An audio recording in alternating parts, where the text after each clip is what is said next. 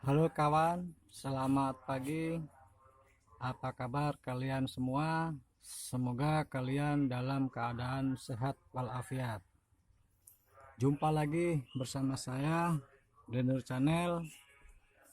Nah, kali ini saya ingin menjelaskan bagaimana cara melepaskan sebuah kisi-kisi atau tutup dari double blower AC mobil ini. Nah, tutup dari double blower ini yang model klip seperti ini, contohnya Toyota Avanza dan APV ataupun Suzuki R3 yang memiliki tutup terpisah dengan plafon dari mobil ini cukup mudah kawan untuk membukanya. Oke, sebelum video ini saya lanjutkan, jangan lupa like dan subscribe agar channel ini lebih berkembang dan bisa memberikan video-video yang terbaik bagi kawan semua. Oke, kita lanjutkan saja bagaimana cara membukanya. Nah, di sepanjang kisi-kisi ini dia terdapat pin atau klip untuk mengancing kepada plafon mobil. Oke, caranya kita hanya mencongkel.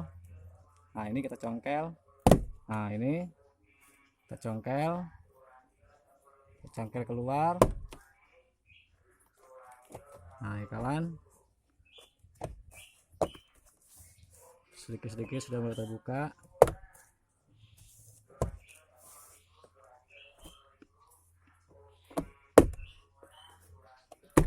Nah, ini kawan sudah terlepas dari kancingnya. Nah, di sini dia terdapat. Nah, ini saya bilang ini pin atau klip untuk mengancing ke plafon mobil tersebut. Lalu kita tarik keluar. Nah, ini sudah terlihat dari blower AC tersebut. Nah, jangan lupa di sini kita lepas juga soket yang menuju ke tutup dari kisi-kisi tersebut.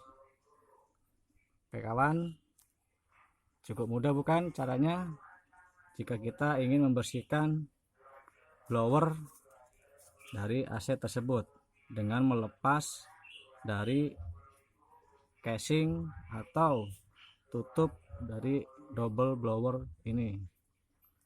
Semoga video ini dapat bermanfaat bagi kalian semua yang ingin membersihkan sendiri double blower AC mobil.